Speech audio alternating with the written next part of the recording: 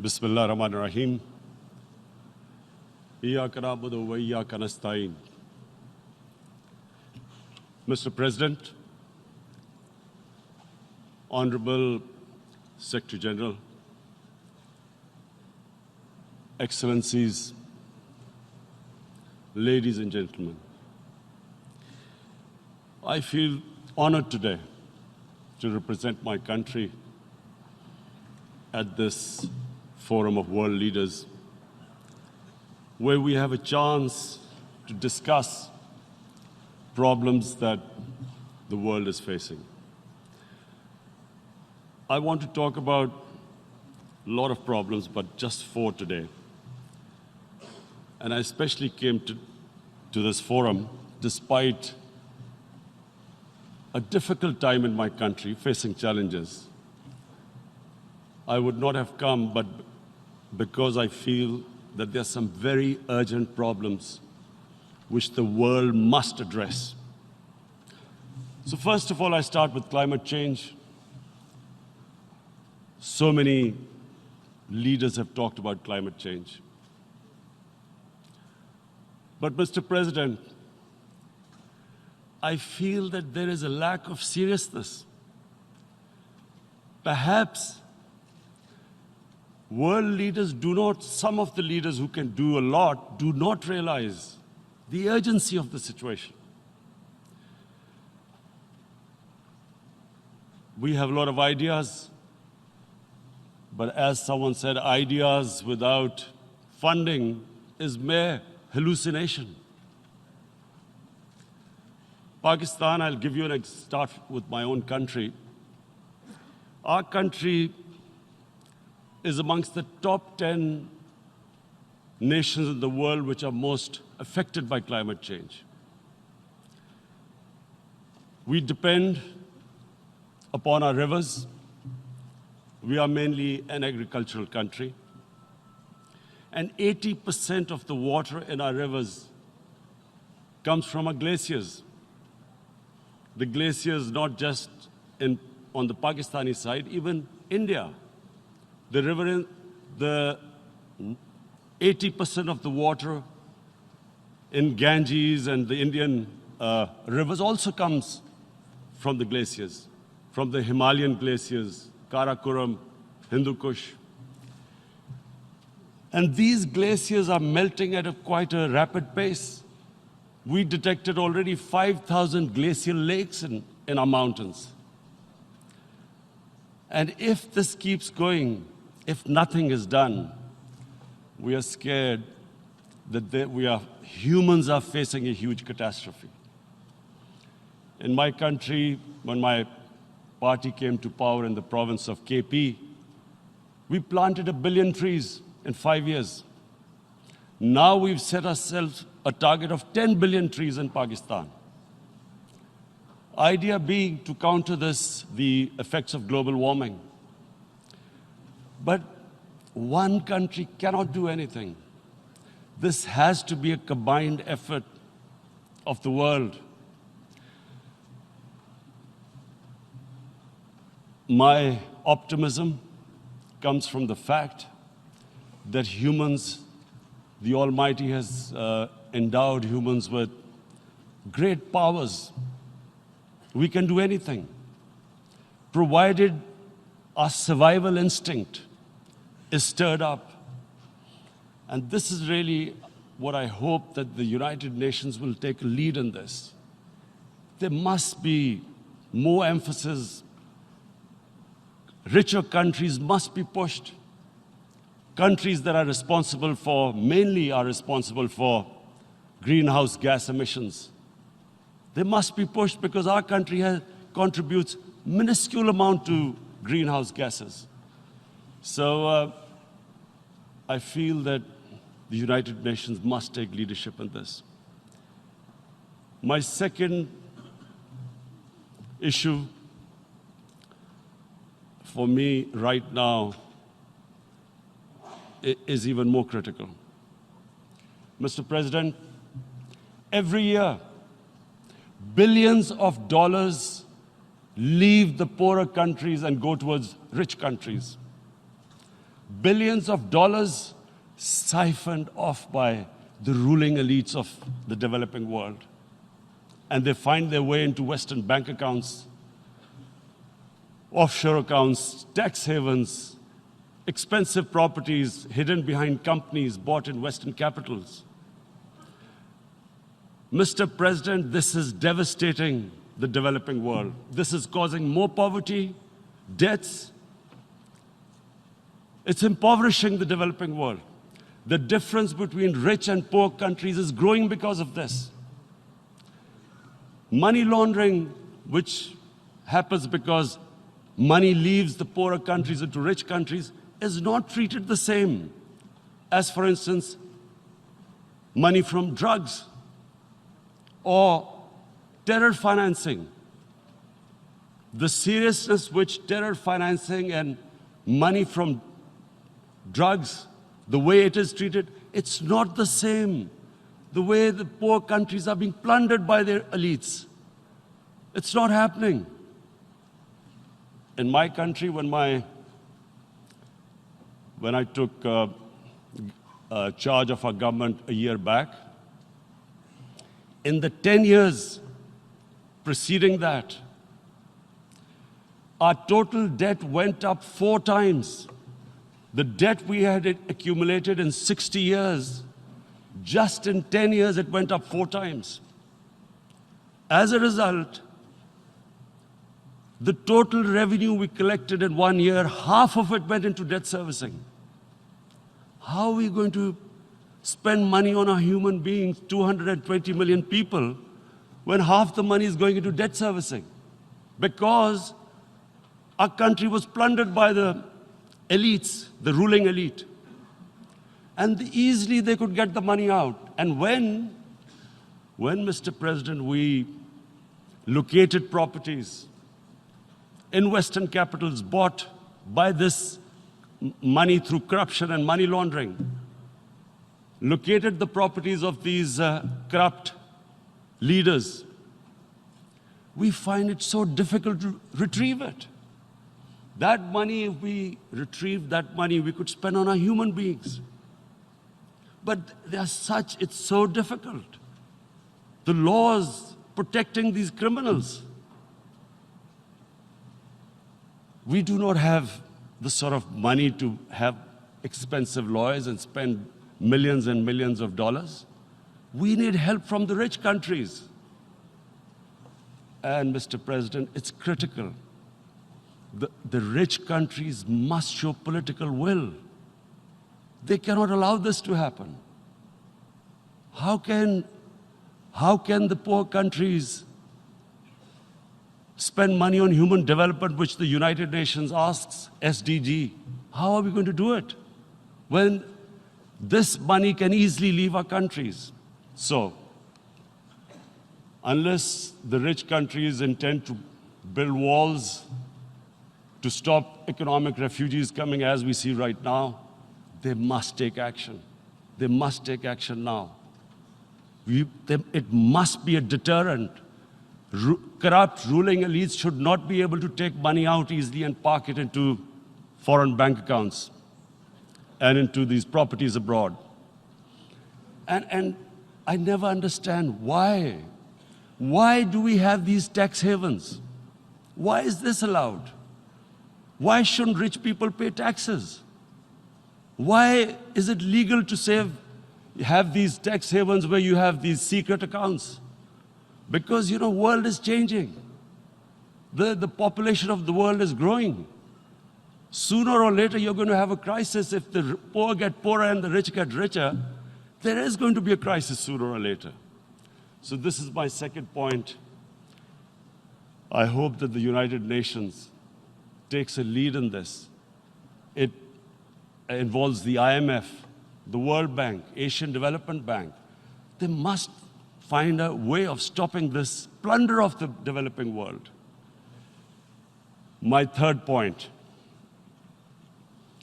is Islamophobia. There are 1.3 billion Muslims in this world.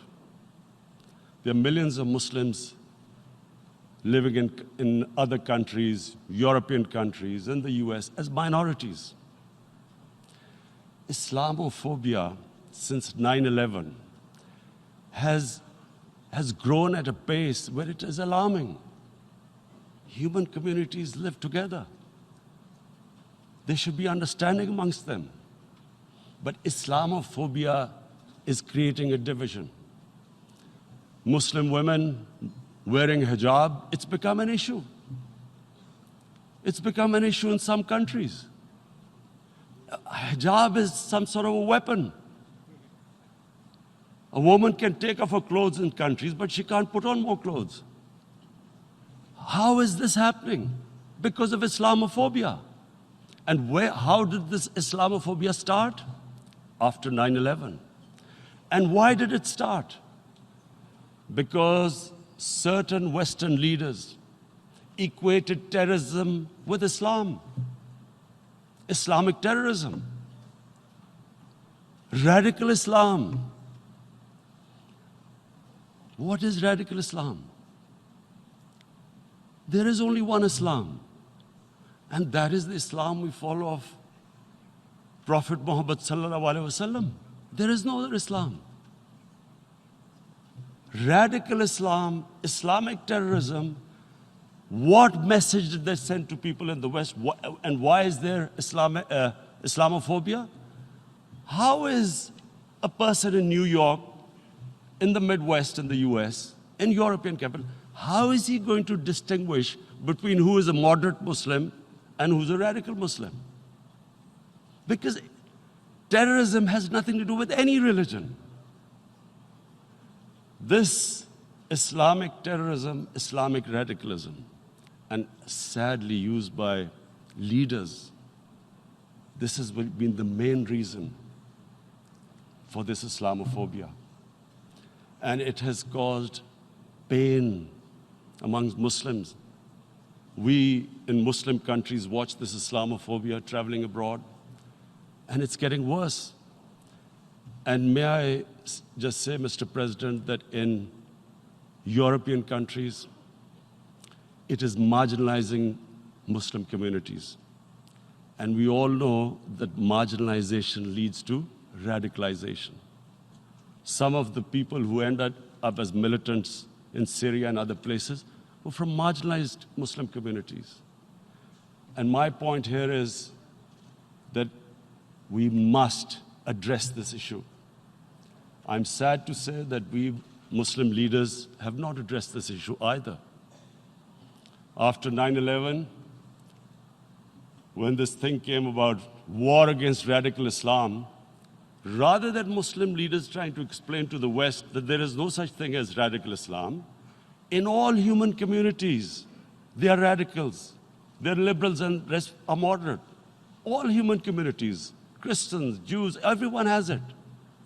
But Islam is not radical, neither Judaism, neither Christianity, neither Hinduism. No religion preaches radicalism. The basis of all religion is compassion and justice, which differentiates us from the animal kingdom. But unfortunately, the Muslim leadership was so scared of being called radical Islam that all of them became moderates. In Pakistan, we were in the eye of the storm, and our government coined a phrase called enlightened moderation. No one knows what it meant, but everyone started putting on Western suits that they were moderates, started speaking. Even those who didn't know English would speak English because they were moderates. No one had a clue what it was, because we, in the Muslim world, did not explain to the West that there is no such thing as radical Islam. One of the reasons why, after 9/11, Islam was supposed to be equated with terrorism was suicide attacks.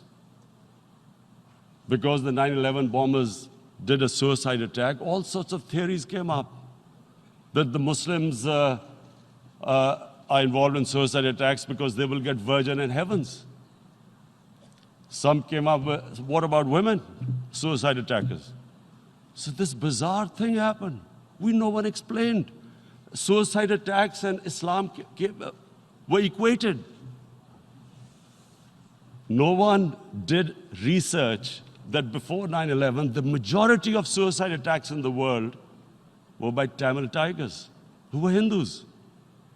No one blamed Hinduism, and quite rightly. What has Hinduism got to do with what desperate people were doing in Sri Lanka? We all know we've seen films about Japanese kamikaze pilots at the end of the Second World War doing suicide attacks. No one blamed the religion. But here we were trying to prove we were moderates and not explaining to the West. But the most important thing I wanted to say here today, in explaining this Islamophobia, Mr. President, and I feel it's very important because I played professional sport in England, I spent a lot of time there, so I know how the Western mind works and how West views religion. So where the misunderstanding about Islam came. And one of the reasons it caused Islamophobia. That was,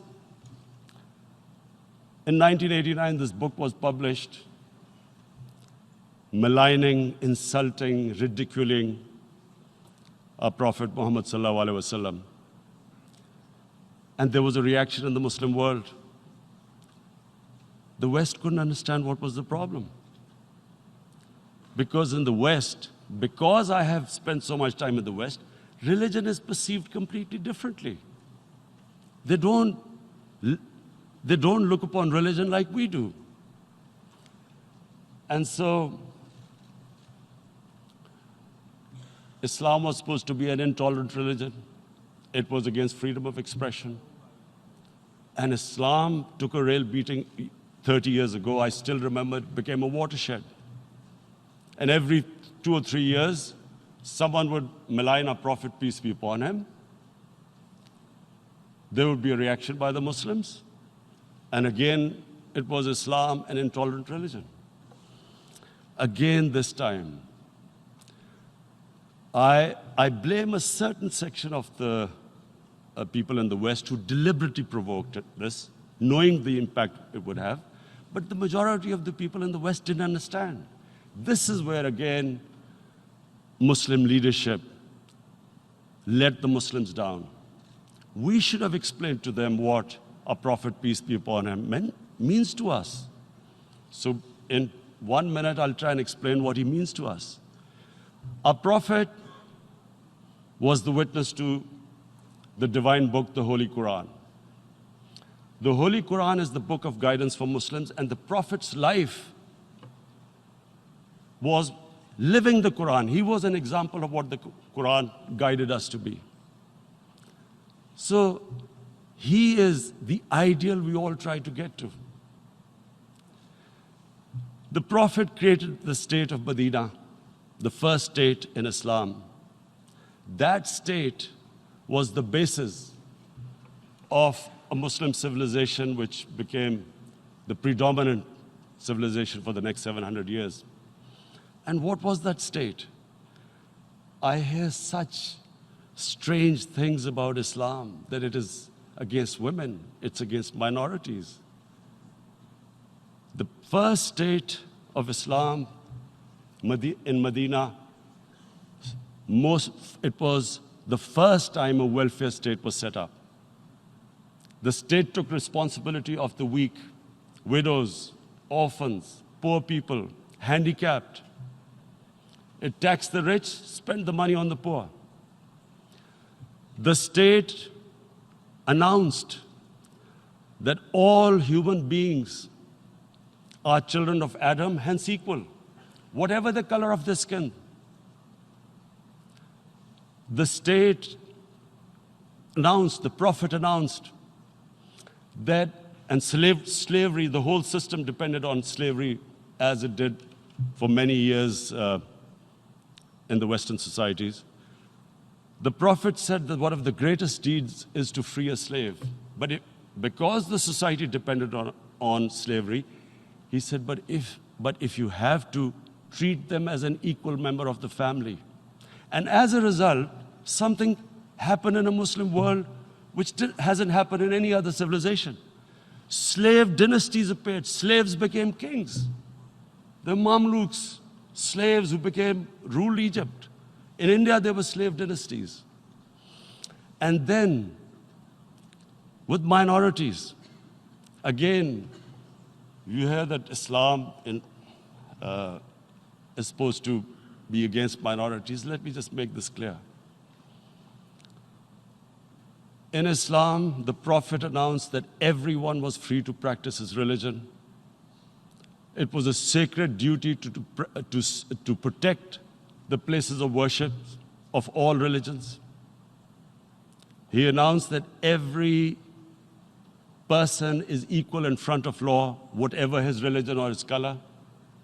And this incredible case, and I always quote this, that the fourth Khalifa, the head of state of Medina, he lost a court case against a Jewish citizen.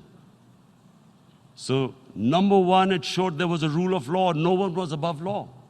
And number two, that a Jewish citizen was an equal citizen.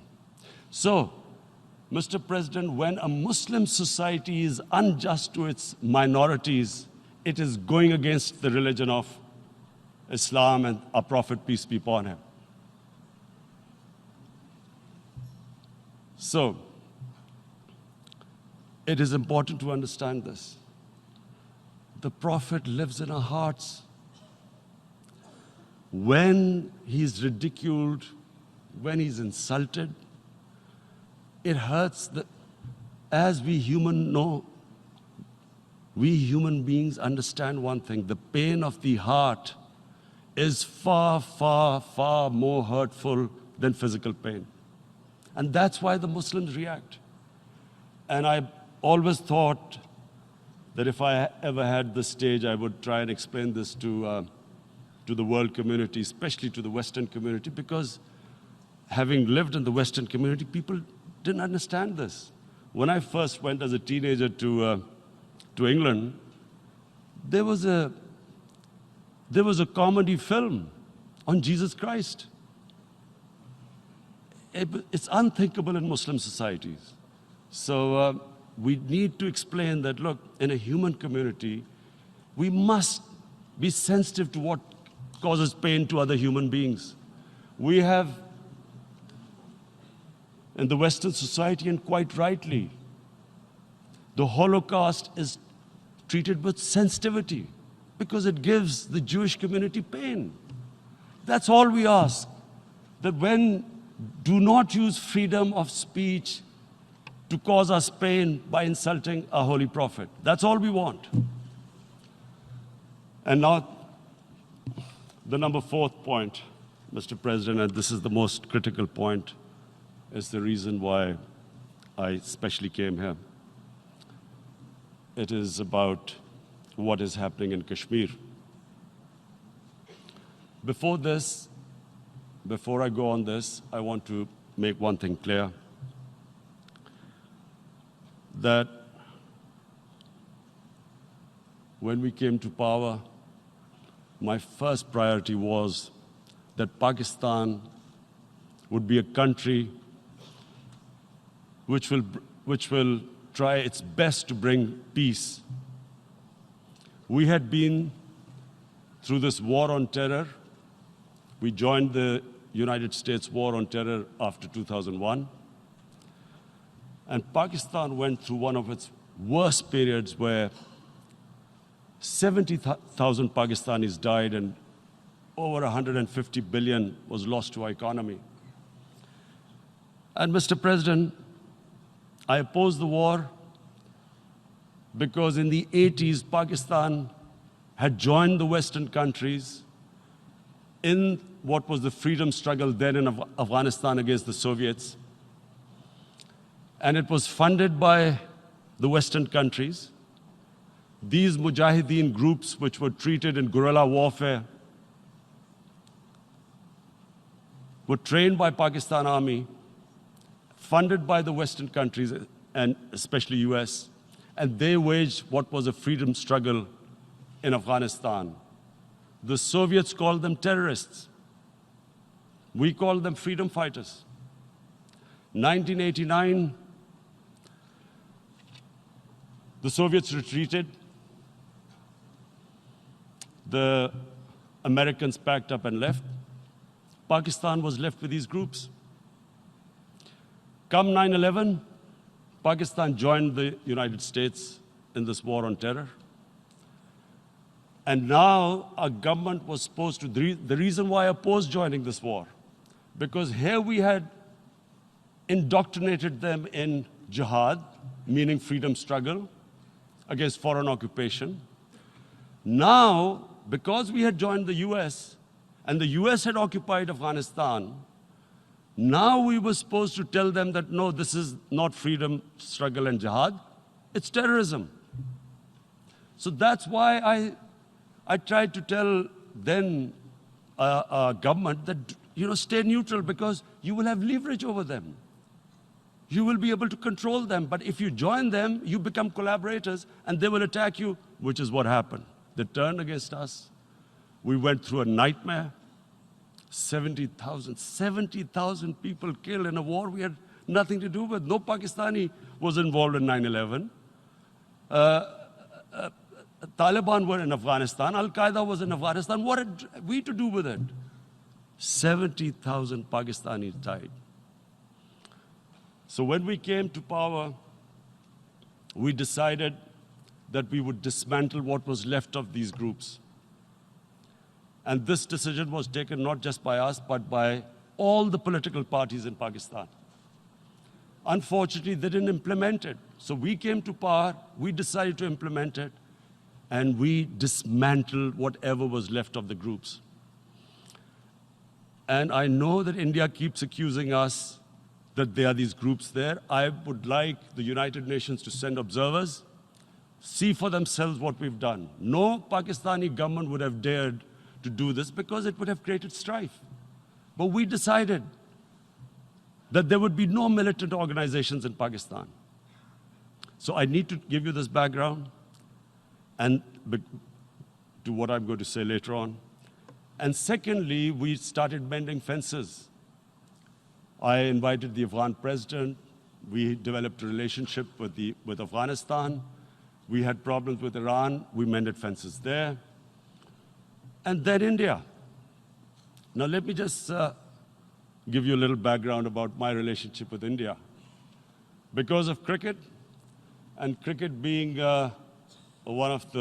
it's a passion in the subcontinent, I had great following in India.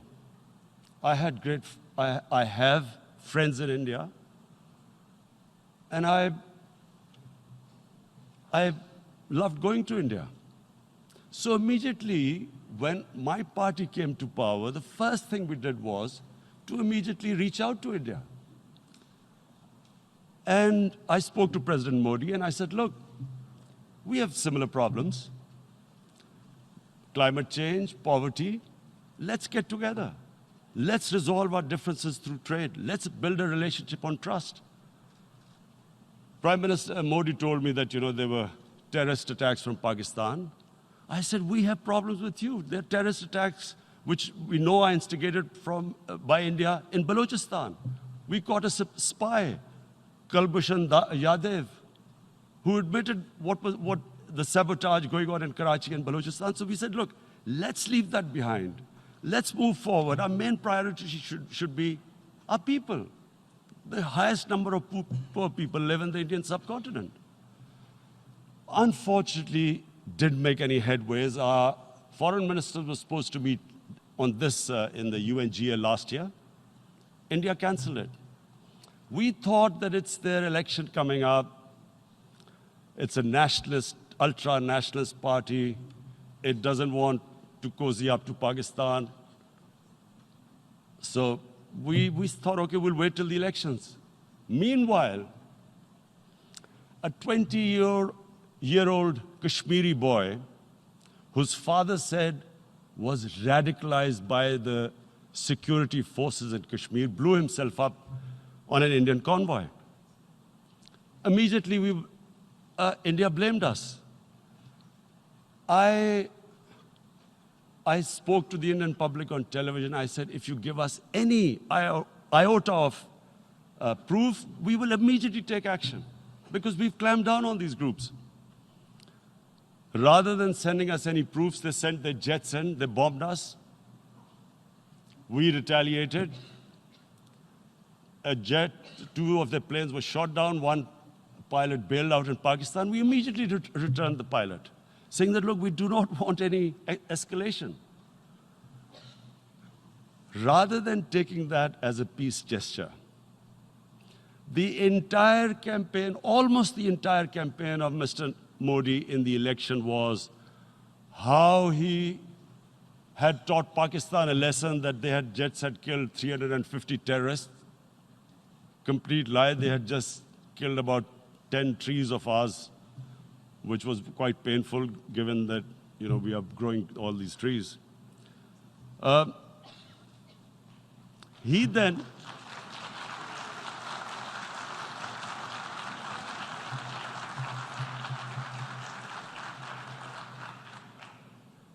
the election campaign, Mr. Modi used words like, this is just a trailer. The movie is about to start. I went into Pakistan and taught them a lesson. This was the election campaign. Okay, so we thought, us politicians make all these statements to win elections. So, okay, after elections, we'll get back to our normal relationship. Well, the moment the elections ended, we approached India. No response, but then we discovered they were trying to push us in the FATF blacklist to bankrupt us. That's when we realized there was an agenda. And that agenda became obvious on the 5th August when India went against 11 United Nations Security Council resolutions, which say that Kashmir is a disputed territory and the people of Kashmir have the right of self-determination. They went against that. They went against Simla Accord, which is about bilateral, sorting out our differences through bilateral means, went against that. They actually went against the Indian Constitution. Illegally, they revoked Article 370, which gave Kashmir the special status. They got an extra 180,000 troops there. Total number of security forces in Kashmir now are 900,000. And they put 8 million people of Kashmir under curfew.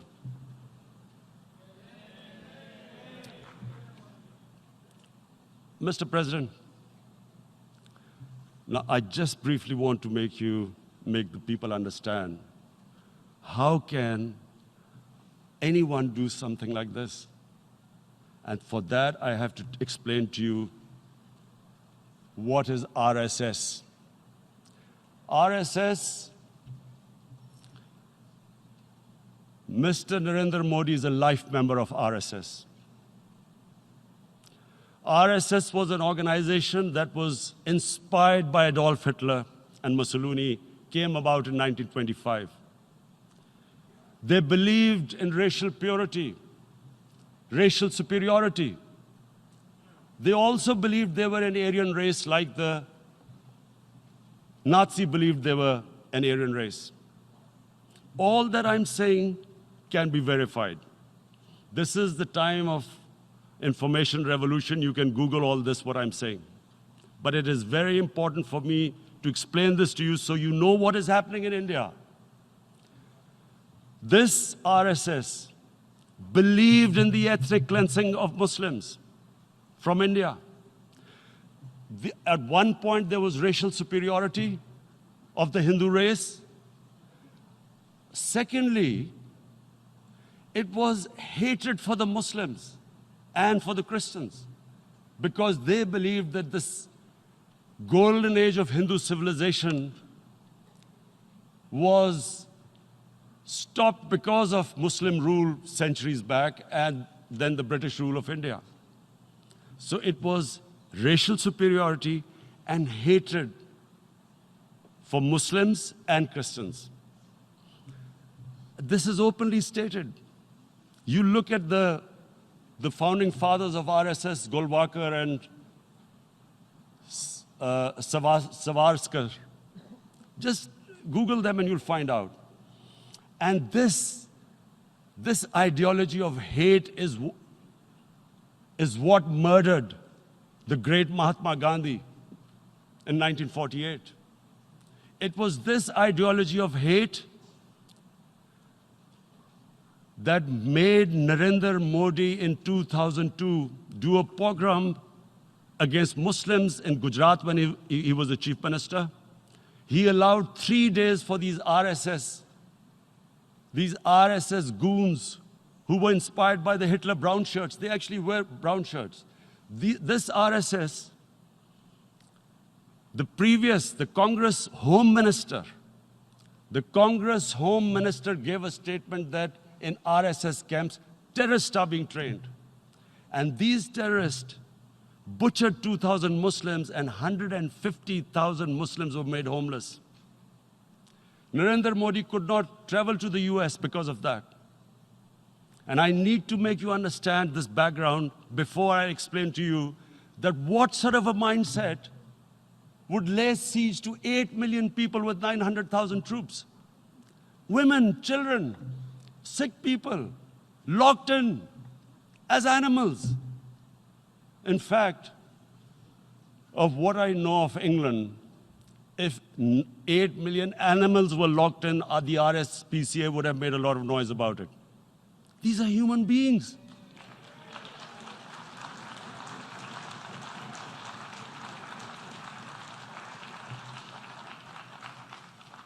And Mr. President, what comes with racial superiority, these illusions of Aryan superior race, is arrogance.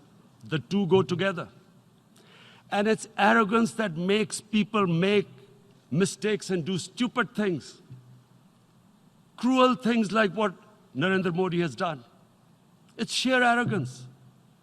And it's arrogance that has blinded him from the fact that what is going to happen when the curfew is lifted? Has he thought about it? This hasn't been thought through. What is he going to do when he lifts the curfew? Does he think that people of Kashmir will quietly accept the status quo because India has changed the constitution and taken away the special status? They'll accept that? Mr. President, 100,000 Kashmiris have died in the past 30 years because they were denied the right given by the United Nations, the right for self-determination. 100,000 have died and 11,000 women have been raped. There are 2 United Nations human rights reports on this. The world hasn't done anything because India is a huge market, 1.2 billion people. Sadly, the material prevails over the human. But this has serious consequences. Again, I repeat, that's why I'm here. Look, what is going to happen when the curfew is lifted will be a bloodbath. The people will come out. There are 900,000 troops there. They haven't come to, as Narendra Modi says, he's done this for prosperity of Kashmir. This is supposed to be for the development. These 900,000 troops, what are they going to do when they come out? There'll be a bloodbath. Has he thought it through what happens then? Mr. President, has anyone thought that what happens when there is a bloodbath? What do you think the impact will have on people of Kashmir? What do you think they will think? The way they have been boxed in their houses, treated like worse than animals, no rights. Thousands of all the political leadership has been arrested, taken out of Kashmir. Even those Kashmiri leaders who were pro-India have been taken out. 13,000 boys have been picked up and taken to God knows which destinations. So what do they think? What will the people of Kashmir do when they lift the curfew? They will be out in the streets. And what will these soldiers do? They will shoot them.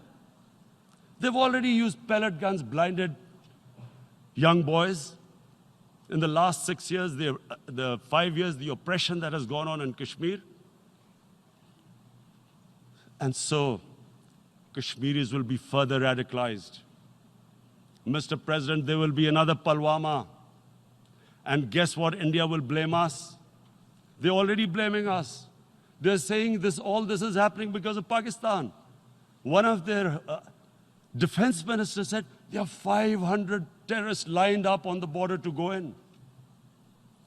Why would Pakistan send 500 terrorists when there are 900,000 troops? What impact are they going to make?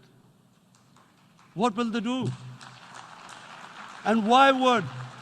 Don't we know that the moment there is some terrorist attack, all that will happen is there'll be further cruelty and oppression of the people of Kashmir.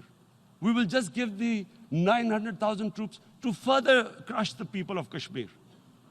And then we'll give the Indian government an excuse that, look, Pakistan is a terrorist state, and this mantra that has gone on, Islamic terrorism. The moment you use this catchword, Islamic terrorism, the whole world turns away. No one talks about human rights. You can do whatever you want, which is what has happened in Kashmir, because they keep using this word, Islamic terrorism. And this is what they're doing right now. What do we benefit from further increasing the cruelty on the people of Kashmir? And why would we want this? But there is no other narrative left for India. As when they lift the curfew, whatever happens, Pakistan will be blamed, and there is always a danger of another Pulwama. They might come and bomb us again, and then another cycle might start. And what does Narendra Modi think? That 180 million Muslims of India are thinking right now. Aren't they watching these Kashmiris stuck inside for 55 days they've been stuck in? Aren't they watching? What do you think? Don't you think that the Muslims will be radicalized in India? And I'm talking about 180 million people. And when they get radicalized, there will be some incident in India somewhere down the line. Again, we will be blamed. And I'm warning you right now, again, we will be blamed. And Mr. President, what about 1.3 billion Muslims who are watching this? And they know that it is only happening in Kashmir because they're Kashmiri Muslims. This is not happening to Kashmiri Hindus.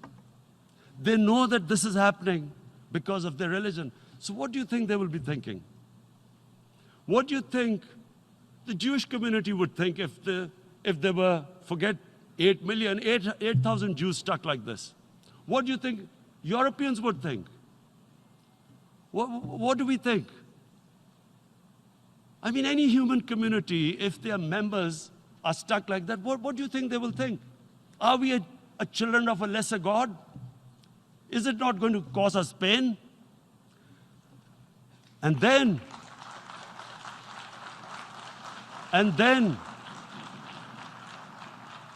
I'll tell you what will happen. People will, in the 1.3 billion Muslims, someone will pick up arms. I know we've been brought up with films, Western films. This good, decent guy doesn't get justice. He decides to pick up a gun and start seeking justice. There was a film made in New York, famous film called Death Wish. This guy gets mugged by and his family, his wife gets killed or something. He can't get justice. He picks up a gun and he goes around shooting muggers. And the whole cinema cheers him on. So what do you think the Muslims are thinking right now? If there is a bloodbath, there will be Muslims becoming radicals, not because of Islam, but because of what they will see, that there's no justice when it comes to Muslims. There were Rohingya Muslims, Myanmar, who are, God knows, almost 1 million people out, ethnic cleansing. What was the response of the world community? So what do you think will be the response of 1.3 billion Muslims? I picture myself. I'm in Kashmir. I've been locked up for 55 days. I have heard about, and there are rapes, Indian Army going into homes, soldiers. Would I want to live this humiliation? Would I want to live like that? I would pick up a gun. You're forcing people. You are forcing people into radicalization. When people lose the will to live, what is there to live for? And this is what, if you can do this to human beings, you are actually radicalizing people. And so, Mr. President, I want to repeat here, this is one of the most critical times. There will be a reaction to this. Pakistan will be blamed. 2 nuclear-armed countries will come face to face like we came in February. And before we head in that direction, the United Nations has a responsibility. This is why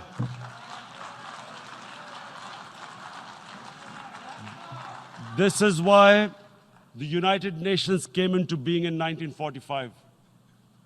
You were supposed to stop this happening. I feel we are back to 1939, Munich. Czechoslovakia has been taken, annexed. What is the world community going to do? Is it going to appease a market of 1.2 billion, or is it going to stand up for justice and humanity?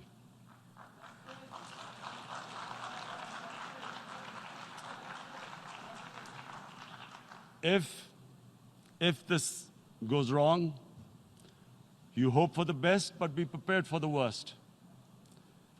If a conventional war starts between the 2 countries, Mr. President, if a conventional war starts, and anything could happen, but supposing a country 7 times smaller than its neighbor is faced with the choice, either you surrender or you fight for your freedom till death, what will we do?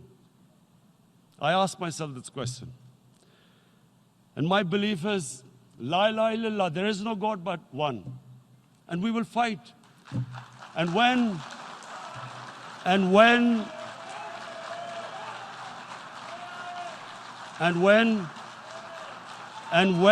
a nuclear-armed country fights to the end, it will have consequences far beyond the borders. It will have consequences for the world, which is why I repeat I'm here. Because I'm warning you, it's not a threat. It's a fair worry that where are we headed? And I've come here to tell the UN, you've got to, this is a test for the United Nations. You are the one who guaranteed the people of Kashmir the right of self-determination. They are suffering because of that. And this is the time. This is the time not to appease like in 1939 appeasement took place. This is the time to take action. And number 1 action must be that India must lift this inhuman curfew, which has lasted for 55 days. It must free all political prisoners, and especially those 13,000 boys that have been picked up. Parents don't know where they've disappeared. And then the world community must give the people of Kashmir their right of self-determination. Thank you.